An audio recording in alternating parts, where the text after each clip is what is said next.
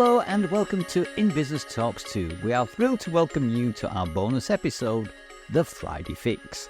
In our bonus episode, we will be discussing a business-related subject with either one of our wonderful In Business Networking members or a fellow business owner who will be sharing their advice, thoughts or knowledge on a particular topic. So we're your hosts, Tracy and Ian Earle, founders of In Business and networking and business support community.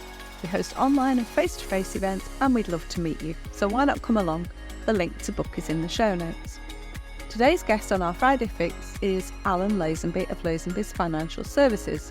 Now, wherever you are on your financial planning journey, the team at Lazenby's are experienced, independent financial advisors, and they're there to help you build a secure future from a well-laid foundation.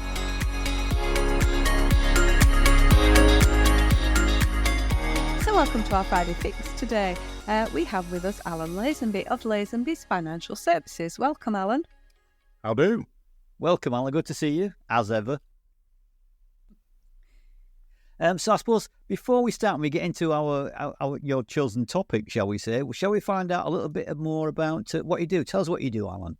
Oh, I stop people worrying about money. That's the easiest way to look at it. The more money that you gain over the years, because it does take years to gather it up, you tend to get nervous and more concerned. And the older you get, the more concerned you get. So my job is to reduce worry and really half of returns are based on emotion. So it's really to try to manage people's emotions with their money. And I've been doing that for 27 years. And I manage tens of millions of pounds under the firm Lazenby's with me and my team. I know today we've got you on today to talk about, I think it's probably one of your favourite topics. I know you probably help your clients out a lot with this one. And I think you title it, What is Your Number? Is that right? Yeah, what's your number? Everyone needs a number. And without a number, you don't know what the direction is. So, that's absolutely my favourite discussion with guys. One of my favourite discussions. Yes, of course. Me as a chatty fella anyway, the best of the time. Yeah. And so talk about planning for your financial goals. Yeah, it is. It's trying to get some idea around. The problem is people have some sort of vague idea of when they want to pack in work, and they have some sort of vague idea what they would like to do, but without a time frame, without any numbers behind them, then they're going to continue to be vague. And as you guys know, when you're setting, especially business goals, if they're vague, they're not going to hit them. Because you're supposed to be hit. Yeah, they need to be specific, don't they, and measurable, Yeah. So, shall I dive in? Yeah, please. Yeah, tell us the process. Yeah, pretend we're clients. What would you say to your clients? Yeah, let's go through the process. We'll do it that way. So there are three reasons why people invest, and there are only three. And people think there's all these fancy, complex reasons. That's because they want to make it complex. And anything can be as complex as you like, and finance and law and areas of complexity like that can bamboozle the best of us.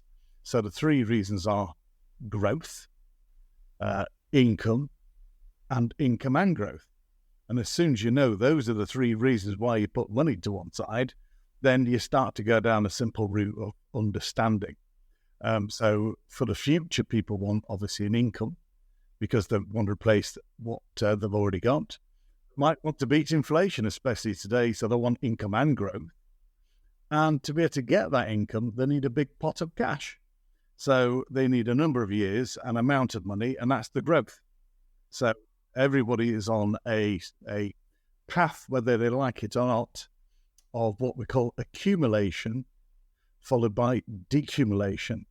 So you build your money up with growth, and then that growth turns to income. And that's the premise of needing to know what your number is. Right. Your number is based on time in. So if you're 30 and you want to retire at 60, well, your time in is 30 years. The lifestyle that you're going to have retired, well, some people might be able to have the same lifestyle, but it's unlikely. So what is that lifestyle? So discussion is needed on what will you be doing? And what will you be? You could be golf. You might be a keen golfer now. Or you might have a wife who says, look, 3 holidays a year minimum. All in somewhere exotic. So, and of course, a man will nod away. So, of course, As we do. It's like, could be 20 grand a year on holiday. So, Yeah. you've got to be able to narrow it down to numbers. Then you need to know what the expenditure is beyond that. And that's difficult because, as we all know, look at the price of a pack of eggs or milk. Everything's doubling because the government decided it'd be wise to print hundreds of billions of pounds during lockdown.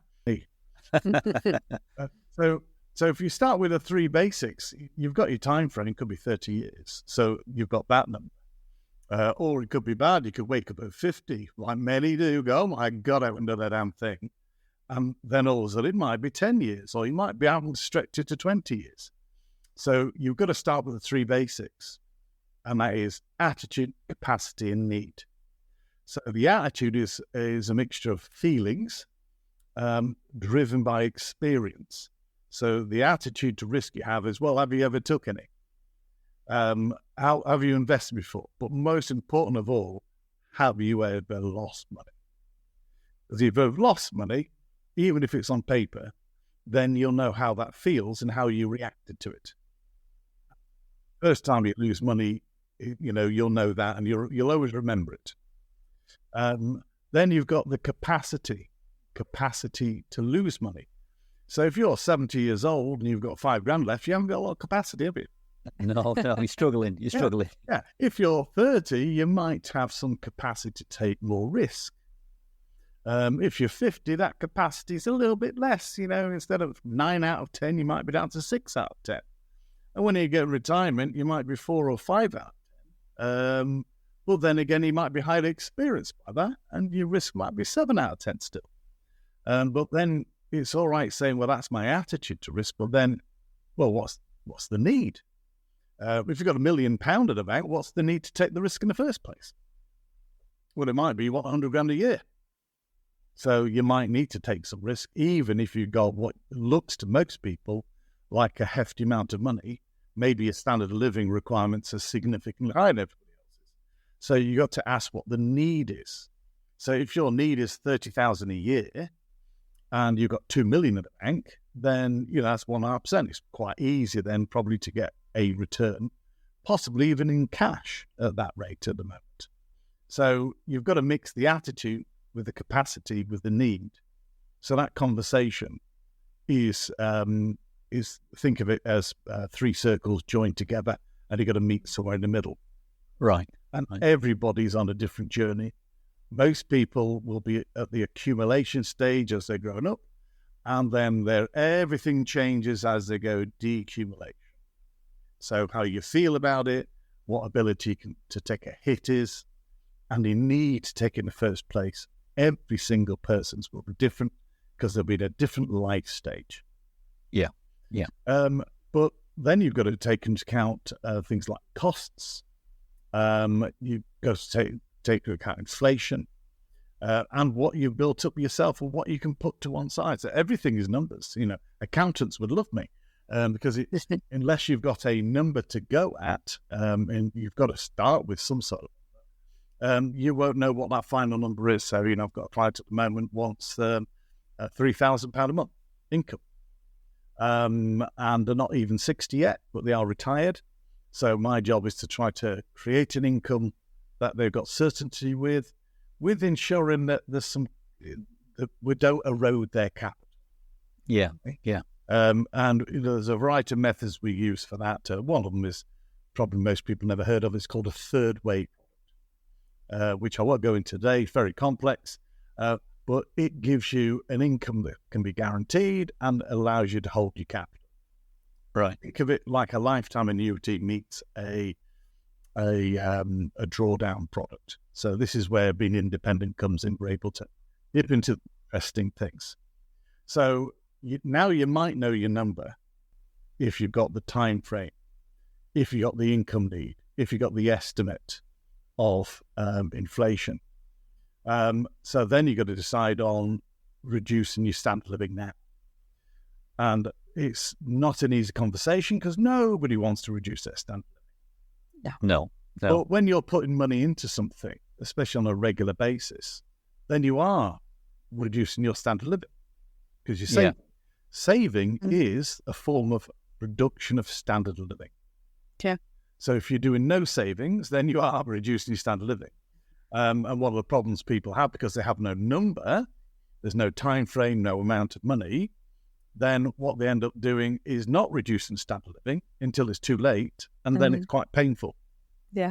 So they're just spending all they've got and without consequence. Great fun. Without thinking of the consequences.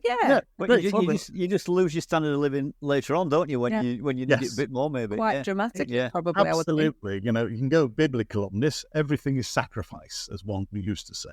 Yeah.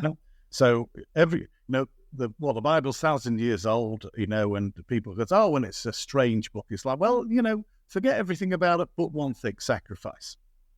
Yeah. If you're not prepared to sacrifice today for tomorrow, then when tomorrow comes, you're going to have to sacrifice your standard of living at that time. And how are you going to feel about it? Yeah. So there's always an element of sacrificing part of today for part of tomorrow. And it takes a discussion. And what sort of thing do you have to look at to calculate your number then? Are you working out, right, what do we spend today? What might we be spending in, say, 15 years' time when we require? But how do you know? You don't know how much something's going to cost in 15 years, do you? You don't know what petrol's going to cost, what food's going to cost, So how do you sort of, how do you work that back? How do you sort of, do you guess? Do you have a good guess, or is there a formula? The first thing is you make an estimation of what inflation is. You've got an idea of what people are spending today. Yeah. Now in the future, it's likely the mortgages will be ended. Even likely the nice car that they've got, where they've got two for a couple, might go down to one. Yeah. Yeah. Okay. That is an easy thing to work out. In reality, as no doubt, if you speak to lots of retired people, they end up looking after kids, doing lots of transporting around, so the fuel cost doesn't drop at all of a sudden. And then the holidays, of course, increase. So where you've got a decrease in one area, you've got an increase in another. Yeah. And then reality hits your finances, and you've got to make those adjustments. But having some number to go at, and then each year adjusting for changes is going to help you. And you can have a fire and forget solution. Probably not the best idea, especially if you've got 10, 15 years to go. And that's where an ongoing support comes in and saying, all right, are we on target? Have you took too much risk? Have you took too little risk? Have you put too little in? Remember you said you'd put this much in and then you didn't because the kitchen needed doing. So let us go back on track and think of it rather than an artillery strike. Let's go military.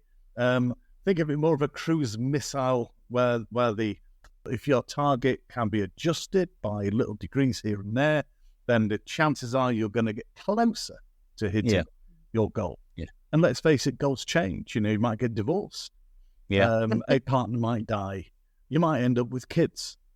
And might get kids later on. I know a friend of mine is well into his 60s and he's got a 9-year-old. That was a shock. Very big shock. Things change then, I've got to get more income. So all these things are part of that. And you can take in other things like, if you've got a buy-to-let house.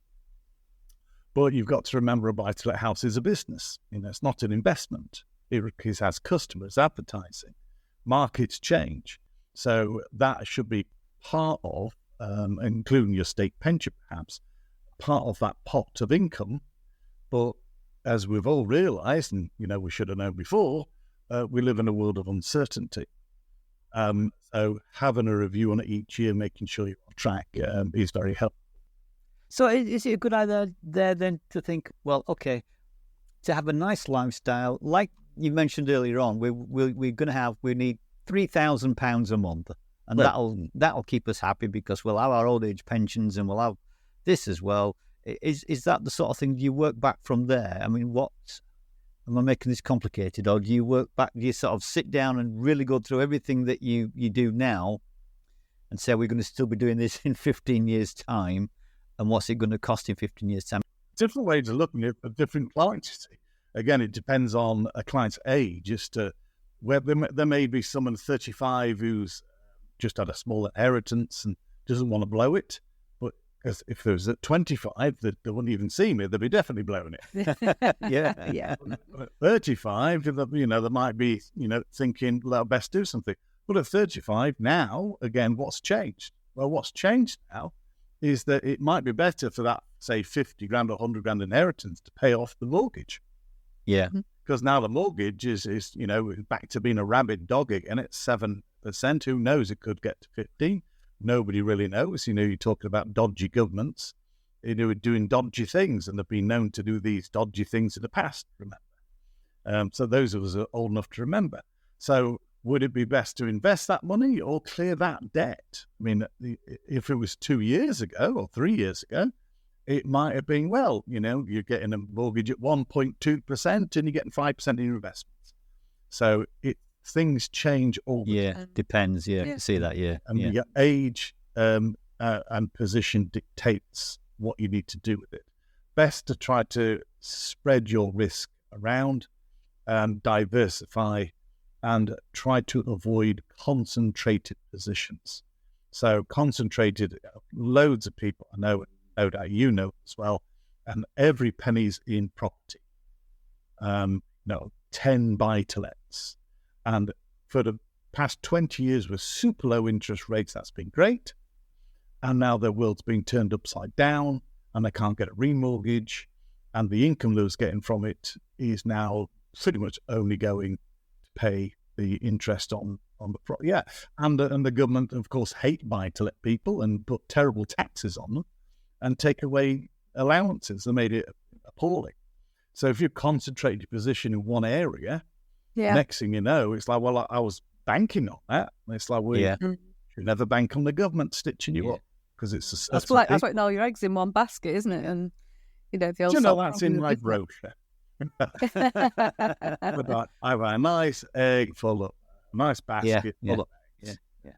It's so easy, like you said, to have the rug pulled under you. Well, it's not your fault, isn't it? Things happen. Well, right. Don't they? You can't legislate. And people are reliant on TV telling what the future should be for them, and they don't get professional advice.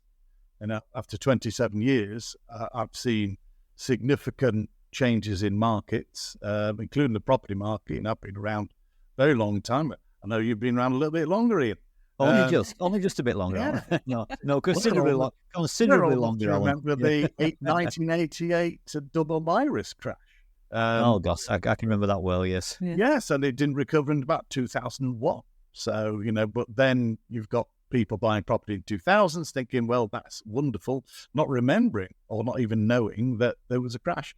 And it may seem a bit bizarre, but the last big crash was 2008.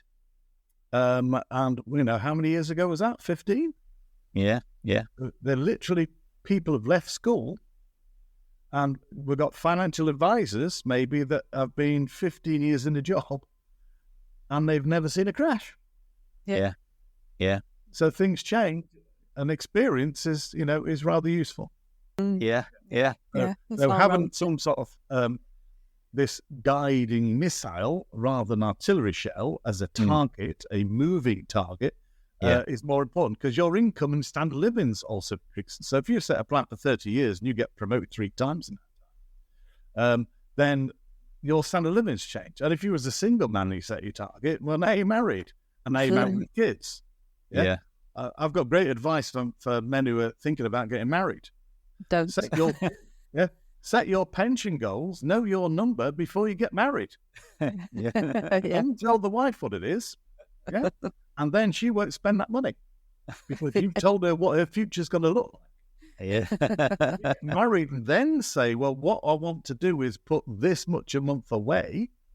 Then you've got a challenge on your hands, because there are so many homes for your money when you get married. The marriage itself, the house, the children, the kitchen, bathroom.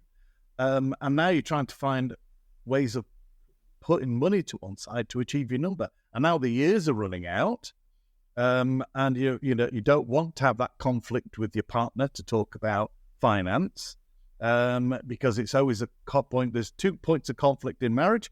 One of them's money. So best if you manage your finances before you settle down and you have your number, then that can be part of the process of getting married, saying, look, I put this much away. It doesn't exist as far as you're concerned. That is our future now, because it's not what was mine, it's our future.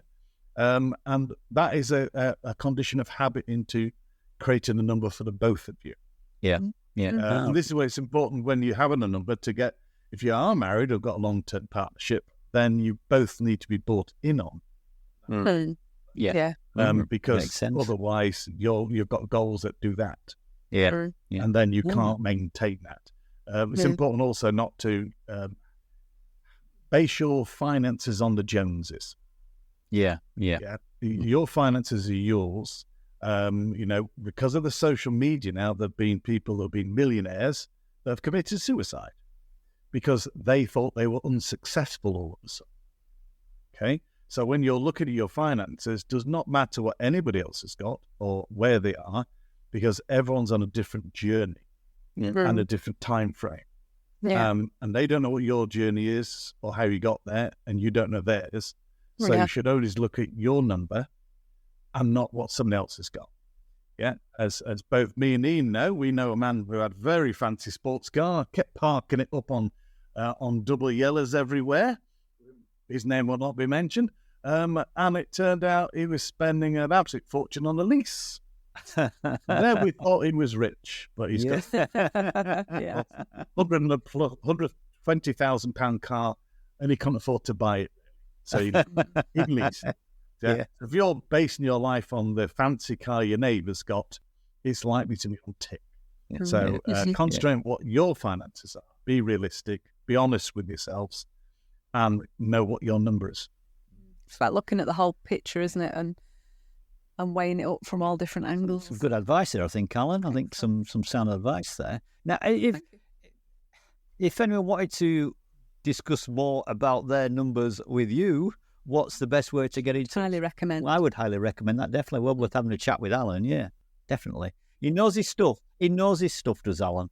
I've been around a long time. You've been around a long time. I wasn't going to say anything to do with your age. I mean, well, I'm pretty open to all sorts of different assets, which I talked about today. But being independent, you'd be surprised what we can recommend and what we do. Yeah.